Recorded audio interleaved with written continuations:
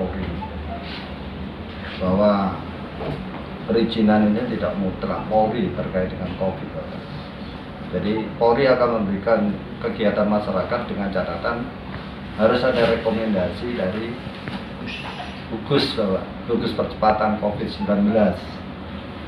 Nah, gugus percepatan COVID-19 ini mempunyai pola kerja SOP.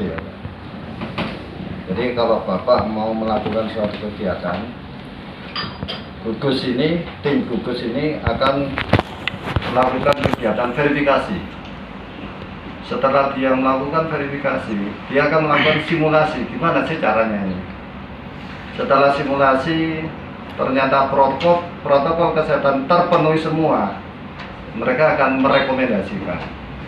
Rekomendasi bisa berbentuk sertifikasi, bisa berbentuk surat, bisa berbentuk stiker. Nah, nanti itu baru bisa dilaksanakan. Setelah pelaksanaan ini, bukan Bapak serta-merta bebas, ini nanti akan dievaluasi kembali Pak oleh tim gugus ini. Ternyata ada kegiatan pelanggaran, Bapak akan diberikan sanksi. Sanksinya macam-macam. Ini tergantung dari surat edaran bupati nanti.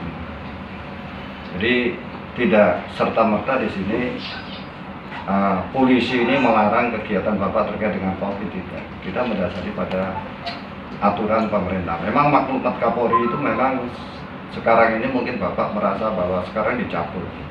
Tapi ini hanya berlaku pada zona hijau. Dengan catatan zona hijau dengan zona kuning ini harus tetap patuh pada protokol kesehatan. Yang intinya bahwa perizinan kegiatan ini Polri akan memberikan perizinan dengan catatan harus ada rekomendasi dari ketua gugus. Dalam hal ini ketua gugusnya adalah Bapak Bupati ya Pak. Kalau Pak Kapolres, Pak Dandim, kemudian Pak Danlanal ini sebagai wakil ketua.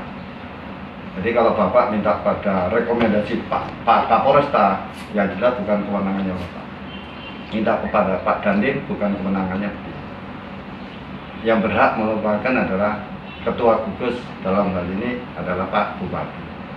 Jadi mekanismenya kira-kira begitu Pak.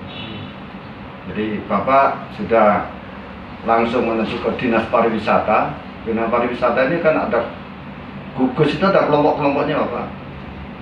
Kelompok perhubungan, kelompok pariwisata, itu ada kelompok-kelompoknya sendiri Pak. Ada 8 kelompok Bapak di surat edaran Pak Bupati ini. Mungkin Bapak nanti mengarah pada kelompok kesenian ini. Nah, di situ nanti diberikan gambaran di situ Pak. Gambarannya adalah sebelum pada saat kita melaksanakan new normal life ini ada mekanisme yang harus dilalui, yaitu antara lain verifikasi, kemudian dilakukan simulasi, baru nanti direkomendasikan. Sama di tempat wisata pun tidak serta-merta dibuka.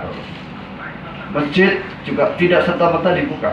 Mereka diverifikasi dulu, kemudian disimulasikan bagaimana sih orang di lokasi wisata itu, bagaimana sih orang sholat di masjid itu, apakah protokol kesehatannya betul-betul sudah diterapkan, baru direkomendasikan. Dan rekomendasi ini tidak serta-merta terus pelaksanaannya harus umrah dilaksanakan tidak ada sanksi, masih akan dievaluasi.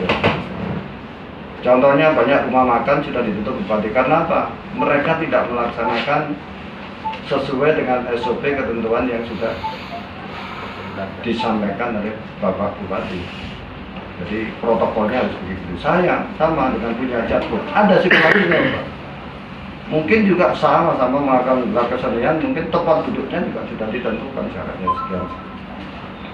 Kalau melanggar, ya ada sanksi hukumnya. Jadi gambarannya begitu Pak. Jadi Polri sesuai dengan peraturan Kapolri untuk perizinan dengan catatan 1, harus ada rekomendasi dari ketua gugus tugas. Kira-kira gitu ya Pak. Tadi sudah saya sampaikan. Jadi saya rapat koordinasi dengan Pak Kapolres, dengan gugus. Baru penerbitan rekomendasi itu melalui beberapa tahap, diantaranya tahap verifikasi, kemudian simulasi, baru rekomendasi. Mungkin itu gambarannya, Pak. Makasih, mungkin itu saja. Terima kasih. Assalamualaikum warahmatullahi wabarakatuh. Waalaikumsalam. Terima kasih Pak.